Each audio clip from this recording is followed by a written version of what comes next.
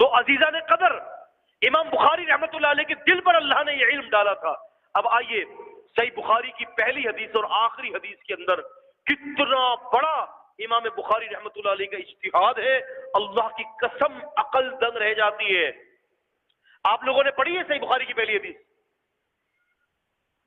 اردو ترجمہ سنا دیں، پہلی حدیث کیا ہے؟ اعمال کا دارومدار نیت پر ہے۔ آخری حدیث کون سی ہے؟ سبحان اللہ و بحمدہ سبحان اللہ العظیم۔ ایسا ہی ہے نا؟ آپ کو پتہ ہے کہ ان دونوں حدیثوں میں سب سے پہلی حدیث اور سب سے آخری حدیث، اس کے اندر کیا علمی سمندر بہہ رہا ہے، پتہ ہے آپ کو؟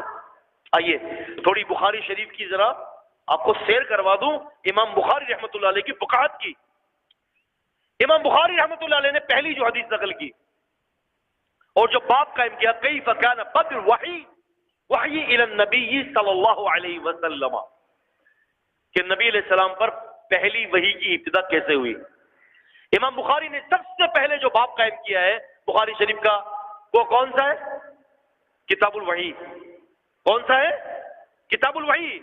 امام مسلم نے کتاب الایمان شروع کیا، دیگر محدثین نے کتاب الطہارہ سے شروع کیا، امام بخاری کتاب الوحی سے شروع کرتے ہیں۔ کیوں؟ اس لیے کہ امام بخاری فرماتے ہیں کہ ایمان وحی کے ذریعے حاصل ہوتا ہے، تو لہذا وحی پہلے ہے، ایمان بعد میں ہے۔ وحی پہلے ہے نا، نبی پاک پر صلی اللہ علیہ وسلم پر وحی اتری تو پھر آپ نے لوگوں کو ایمان سکھایا۔ ایسا ہی ہے میرے بھائیوں، پہلے نبی پاک صلی اللہ علیہ وسلم میں وحی اتری نا، اقرأ بسم ربک الذی خلق وقال النبی صلی اللہ علیہ وسلم ما انا بقاری رواہ البخاری۔ تو پہلے وحی اتری، پہلے ایمان دیا گیا، پہلے وحی اتری، پھر اس کے بعد ایمان۔ امام بخاری رحمۃ اللہ نے ترتیب سے شروع کیا، پہلے کہتے ہیں کہ وحی اتری تو کتاب الوحی، کہتے ہیں کہ وحی کے بعد دوسرا کام کیا تھا؟ ایمان کی تعمیر۔ کس کی تعمیر؟ ایمان کی۔ تو دوسرے نمبر پر دوسرا باب قائم کرتے ہیں کتاب الایمان۔ تیسرا جو چیپٹر قائم کرتے ہیں وہ کتاب العلم، کہتے ہیں کہ ایمان کے بعد علم کو حاصل کرنا فرض ہے، تو کتاب العلم قائم کر دیا۔ پھر کہتے ہیں کہ علم آ گیا، اب اس کے علم آتے کے ساتھ ہی اللہ کی عبادت کرنی ہے، اور وہ کون سا عمل ہے؟ نماز۔ تو چوتھے نمبر پر باب قائم کرتے ہیں کتاب الطہارہ، کہتے ہیں کہ غسل کرنا آ جائے۔ بندہ جب مسلمان سے کافر سے مسلمان ہوتا ہے تو کیا کرے گا؟ پہلے وضو کرے گا، پہلے نہائے گا؟ پہلے نہائے گا۔ امام بخاری پہلے نہانے کا باب قائم کرتے ہیں۔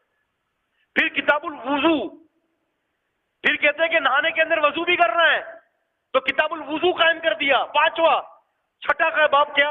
کتاب الصلاۃ سے پہلے کتاب مواقیت الصلاۃ، کہ نمازوں کا اوقات پتہ ہونا چاہیے، ایسے نہیں کہ ظہر کی جگہ پر تم نے مغرب پڑھ دی اور سلام پھیر دیا۔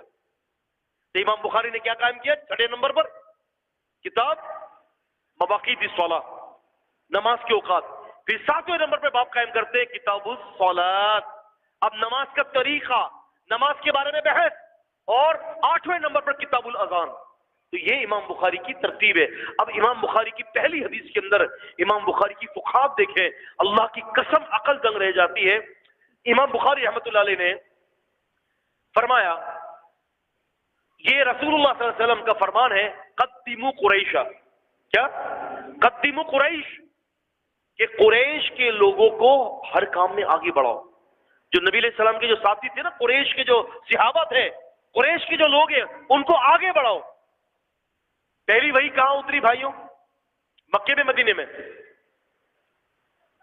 مکے میں، بالاتفاق علماء مکے میں اتری، ٹھیک ہے۔ اور مکے میں پہلی وہی اتری، اور رسول اللہ صلی اللہ علیہ وسلم کی حدیث ہے کہ قریشی لوگوں کو آگے بڑھاؤ۔ اب امام بخاری کی فقاہت دیکھیں، اسلام شروع کہاں سے ہوا؟ مدینے سے؟ مکے سے؟ مکے سے، ایسے ہوا۔ امام بخاری رحمۃ اللہ علیہ پہلی حدیث ذکر کرتے ہیں، قال محمد بن اسماعیل البخاری رحمۃ اللہ علیہ قال حدثنا عبد الله بن زبیر الحمیدی قال حدثنا سفیان قال حدثنا یحیی بن سعید الانصاری قال حدثنا ابراہیم التیمی انه سمع علقمة بن وقاص الليثي قال سمعت عمر بن الخطاب رضی اللہ عنہ عن النبی صلی اللہ علیہ وسلم۔ یہ سند ہے اس کی۔ امام بخاری فرماتے ہیں کہ میں نے سنا اپنے استاد عبداللہ بن زبیر الحمیدی سے، عبداللہ بن زبیر الحمیدی سے، یہ امام بخاری کے استاد ہیں۔ عزیزان قدر، آپ اندازہ کریں امام بخاری کی کتاب کی شروعات، اللہ کی قسم دنیا کی کوئی کتاب قرآن مجید کے علاوہ اس کا مقابلہ نہیں کر سکتی۔ امام بخاری رحمۃ اللہ علیہ کہتے ہیں کہ سب سے پہلی وحی مکے میں نازل ہوئی، اللہ کے نبی صلی اللہ علیہ وسلم نے فرمایا کہ قدموا قریشا، قریش کو آگے بڑھاؤ، تو کہتے ہیں کہ سب سے پہلے میں نے اس راوی سے حدیث نقل کی عبداللہ بن زبیر الحمیدی سے جو قریشی تھا۔ اچھا، سب سے پہلے جب وحی اتری تھی تو وہ کس کے گھر پر اتری تھی؟